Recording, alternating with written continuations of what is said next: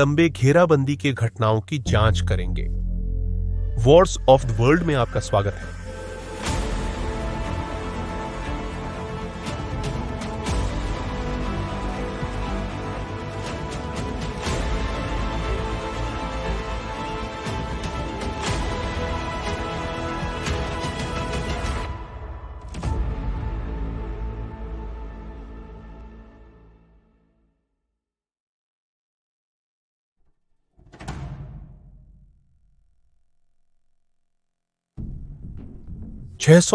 ईस्वी में स्थापना के बाद से वेनिस गणराज्य ने एड्रियाटिक सागर और भूमध्य सागर में एक प्रमुख समुद्री शक्ति के रूप में समृद्धि का आनंद लिया, मुख्यतः नमक व्यापार के कारण।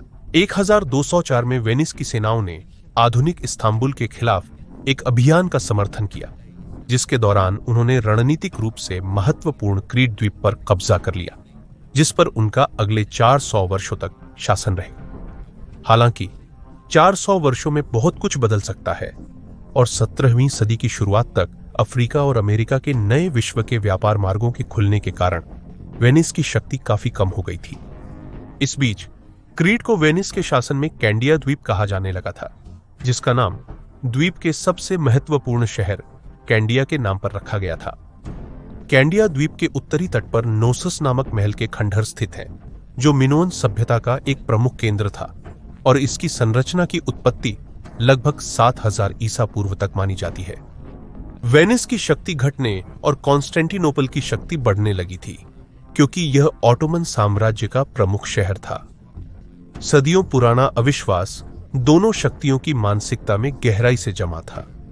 1634 में माल्टा के शूरवीरों ने मध्य पूर्व से लौटते हुए एक ऑटोमन काफिले पर हमला कर जहाजों और यात्रियों को पकड़ लिया। यह कोई साधारण काफिला नहीं था, क्योंकि इसमें ओटोमन सुल्तान इब्राहिम प्रथम के हरम के सदस्य थे, जो मक्का तीर्थ यात्रा से लौट रहे थे।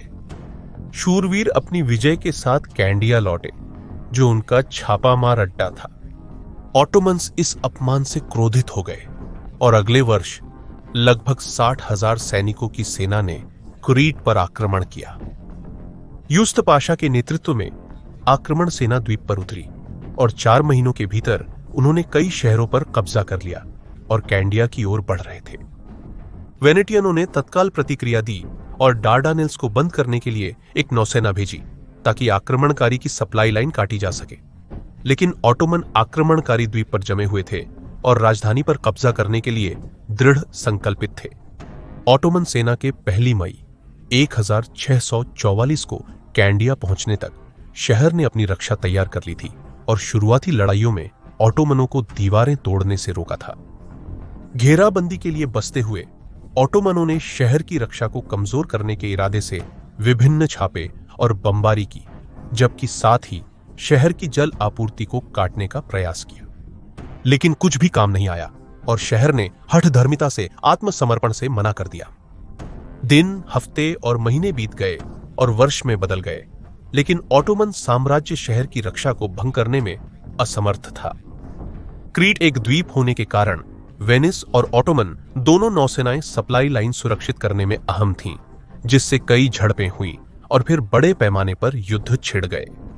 21 जून 1655 को 7 साल की घेराबंदी के बाद वेनिस की सेनाओं ने डार्डानेल्स के मुहाने पर एक ऑटोमन बेड़े को हराया, जिसमें उन्होंने 9 ऑटोमन जहाजों को नष्ट किया और सिर्फ एक जहाज का नुकसान हुआ। अगले साल यह कारनामा लगभग दोहराया गया, जिससे घेरने वालों की आपूर्ति बाधित हुई। लेकिन जुलाई 1657 में वेनिस की नौसेना की किस्मत बदल गई, जब 19 जुलाई को ऑटोमन नौसेना ने 2 दिन की लड़ाई के बाद वेनिस की नाकाबंदी तोड़ी और क्रीट को मजबूत करते हुए आगे बढ़ी। फिर भी शहर ने डटकर मुकाबला जारी रखा। 1659 में फ्रांस राजा लुई 14वें के अधीन ने शहर की ओर से हस्तक्षेप करने का निर्णय लिया और उनकी सहायता के लिए एक सेना भेजी। लेकिन बड़ी योजना में बहुत कम बदलाव आया।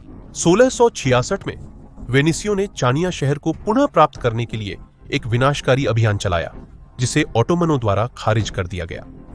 ऑटोमनों ने 1669 में फ्रांसीसियों पर भी एक बड़ी जीत हासिल की, यहां तक कि फ्रांसीसी नौसेना के सबसे बड़े जहाजों में से एक 58 तोपों वाले ला टेरेसा को डुबो दिया, जिससे उन्हें कैंडिया को उसके भाग्य पर छोड़ने के लिए मजबूर होना पड़ा। फ्रांसीसियों के जाने के बाद वेनेसी इंजीनियर अंद्रेया बारुज्जी ने ऑटोमनों को कैंडिया की रक्षा के बारे में महत्वपूर्ण जानकारी दी, जिससे शहर की किस्मत बदल गई। जनसंख्या कम हुई, रक्षा प्रणाली अत्यधिक क्षतिग्रस्त हुई और लड़ने योग्य महज 3600 सैनिक बचे। कैंडिया को 27 सितंबर 1669 को आत्मसमर्पण करने के लिए विवश होना पड़ा। आत्मसमर्पण की शर्तों के तहत सभी ईसाइयों को कैंडिया से बिना किसी बाधा के जाने की अनुमति दी गई, जितना वे ले जा सकते थे। कुल मिलाकर घेराबंदी 21 वर्षों तक चली और उस समय यह इतिहास में दर्ज सबसे लंबी निरंतर घेराबंदी थी और यह खिताब रखती अगर उत्तरी अफ्रीका में पहले से शुरू हो रही घटनाएं न होती।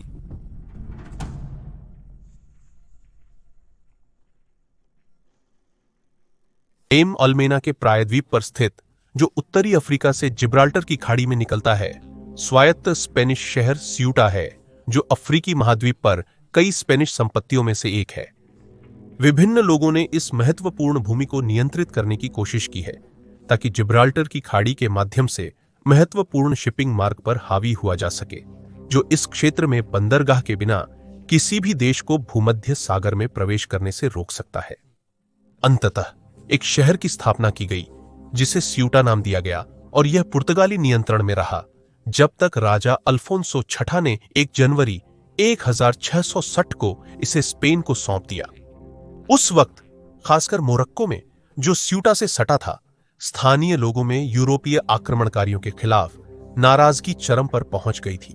1672 में मौलाए इस्माइल शरीफ मोरक्को के सुल्तान बने, जब उनके भतीजे के खिलाफ सत्ता संघर्ष समाप्त हुआ और अपनी शक्ति को सुरक्षित करने के बाद उन्होंने ईसाई स्पेनिश के खिलाफ युद्ध छेड़ने पर ध्यान केंद्रित किया, मुख्य रूप से काले गुलामों की एक सेना पर निर्भर रहते हुए, जिन्हें जन्म से ही आक्रामक रूप से उनके प्रति भक्ति करने के लिए ब्रेन वॉश किया गया था। शरीफ को यूरोपीय लोगों द्वारा खूनी राजा के रूप में लेबल किया गया, क्योंकि उन्होंने अपने अभियानों में जो क्रूरता दिखाई, जिसमें अक्सर उन्होंने यूरोपीय लोगों को गुलाम बना लिया ताकि अपने अफ्रीकी प्रतिद्वंद्वियों के बीच अपनी शक्ति को और प्रदर्शित कर सकें। हालांकि वह साधारण बर्बर नहीं, बल्कि चतुर राजनयिक थे। उन्होंने शासनकाल में इंग्लैंड और फ्रांस जैसी कई यूरोपीय शक्तियों से गठबंधन किया, सेनाओं के डर को सौदेबाजी में इस्तेमाल करते हुए। खूनी राजा की शक्ति ने स्यूटा के आसपास की भूमि पर कब्जा कर लिया। स्पेनिश अधिकारियों को डर था कि वे अगला निशाना हो सकते हैं, इसलिए उन्होंने मैड्रिड से सैन्य मदद मांगी। स्पेनिश राजा चार्ल्स द्वितीय ने सैनिकों को भेजा और स्यूटा की रक्षा के लिए पुर्तगालियों से भी सहायता मांगी। पुर्तगाली सैनिकों का स्वागत नहीं किया गया, न तो शहर में और न ही आसपास के क्षेत्र में रहने वाले स्थानीय लोगों द्वारा, जिन्हें डर था कि पुर्तगाली उन्हें जीतने के लिए आए हैं। तनाव तेजी से बढ़ा और 1694 में पुर्तगाली पीछे हट गए, लेकिन तब तक शरीफ ने शहर को जीतने पर अपनी नजरें जमा ली थीं। सुत्ता के लोग अपने शहर में फंसे हुए थे और लगातार हमलों का सामना कर रहे थे, जो उनकी सुरक्षा को कमजोर और आपूर्ति को खत्म करने के उद्देश्य से किए गए थे। लेकिन फिर भी शहर डटा रहा। 1695 के जुलाई में घने कोहरे का आवरण लेकर शरीफ के प्रति वफादार बलों ने स्पेनिश बलों पर एक साहसी आश्चर्यजनक हमला किया, जब वे गार्ड बदल रहे थे। स्पेनिश सैनिकों को पलक झपकते ही पीछे धकेल दिया गया और सुल्तान के सैनिकों ने शहर में प्रवेश कर केंद्रीय चौक पर कब्जा जमा लिया। शहर के बाकी हिस्से तक एक पुल वापस खींचने से शरीफ के आदमियों की घुसपैठ रोकने में सफलता मिली, लेकिन इसमें कई स्पेनिश सैनिक खाई और खूनी प्यासे मोरक्कन सैनिकों के बीच फंस गए और उनकी जान चली गई। स्पेनिश ने बाद में जवाबी हमला किया और सुल्तान की सेनाओं को बाहर निकाल दिया, लेकिन इससे पहले उनके कई लोग मारे गए। भूमि मार्गों के कट जाने के बाद सुत्ता ने समुद्र पर निर्भर किया, जो सुल्तान के आदमियों के साथ लड़ाइयों और जिब्राल्टर से आ रही आपूर्ति के दबाव में था। खाद्य और हथियारों के अलावा शहर को निर्माण सामग्री की भी जरूरत थी। पहले दीवारों पर हुए नुकसान की मरम्मत के लिए और फिर भविष्य के हमलों को बेहतर ढंग से झेलने के लिए शहर को फिर से डिजाइन करने हेतु, हालांकि यह प्रशंसित पुर्तगाली वास्तुकला की कीमत पर हुआ। 5 साल की घेराबंदी के बाद शहर के लोगों के लिए एक नई समस्या उभरी, क्योंकि चार्ल्स द्वितीय की मृत्यु के बाद स्पेन सत्ता संघर्ष में फंस गया। चार्ल्स ने अपने पोते फिलिप को उत्तराधिकारी नामित किया था, पर 16 वर्षीय राजकुमार की वैधता पर विवाद था। फ्रांस और ऑस्ट्रिया के साम्राज्यों ने दावा किया कि उनके शाही वंश के उत्तराधिकारियों को सिंहासन मिलना चाहिए। सेउटा के लोग खुद को भूला हुआ महसूस करने लगे, क्योंकि स्पेनिश दरबार कड़वे झगड़ों में उलझ गया और फिर एक यूरोपीय युद्ध में फंस गया, जिसने हर बड़ी शक्ति को खींच लिया। उनके लिए मामलों को और जटिल बनाने के लिए उत्तरी अफ्रीका में पास के स्पेनिश शहर, जिन्होंने ज्यादातर समुद्र के माध्यम से सेउटा की सहायता की थी, खुद को संघर्ष में पक्ष लेते हुए पाया और अक्सर एक दूसरे के बीच लड़ाई में उलझ गए, जिससे घिरे हुए शहर को आपूर्ति की धारा बाधित हो गई। सबसे बड़ा झटका 1704 में आया, जब घेराबंदी 10वें वर्ष में प्रवेश कर गई। एडमिरल जॉर्ज रूक के नेतृत्व में अंग्रेज और डच सैनिकों ने जिब्राल्टर पर कब्जा कर लिया, जिससे स्पेन के साथ आपूर्ति और संचार बाधित हुआ। इंग्लैंड ने आर्चड्यूक चार्ल्स के दावे और उत्तरी अफ्रीका में सुल्तान की सेनाओं का समर्थन किया। रूक को लगा कि शहर के पास स्पेनिश जुआन बासेट के सामने आत्मसमर्पण के अलावा विकल्प नहीं होगा। इंग्लैंड के समक्ष आत्मसमर्पण के बदले शहर के लोगों को वादा मिला कि घेराबंदी हटाई जाएगी और अंग्रेज सेना उनकी सुरक्षा करेगी। विद्रोही आबादी ने इनकार किया, जिससे रूक नाराज हुए और उन्हें डर था कि अब उन्हें सुल्तान के हमलों के साथ साथ समुद्र में अंग्रेजों की बमबारी का भी सामना करना पड़ेगा। फिर भी ऐसे हमले का मुकाबला करने की तैयारी के बावजूद यह कभी नहीं आया, क्योंकि अंग्रेज स्पेनिश प्रत्याक्रमणों के सामने जिब्राल्टर को बचाने में व्यस्त थे। अंग्रेजों ने अधिकार ठुकराने के बाद भी सुल्तान की सेनाओं को शहर के जल क्षेत्र में जहाजों के प्रवेश को अवरुद्ध करके मदद की। यह हालांकि शरीफ के लिए सब कुछ उसकी मर्जी से नहीं हुआ। स्पेनिश रक्षकों पर उसकी बढ़त के बावजूद उसे स्थानीय जनजातियों के कई विद्रोहों का सामना करना पड़ा।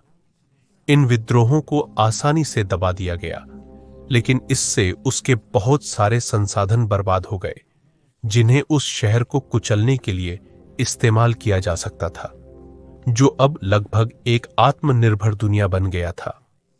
यूरोप में स्पेनिश उत्तराधिकार का युद्ध अपने निष्कर्ष पर पहुंच चुका था, जिससे फिलिप 5वां सिंहासन पर आ गए थे।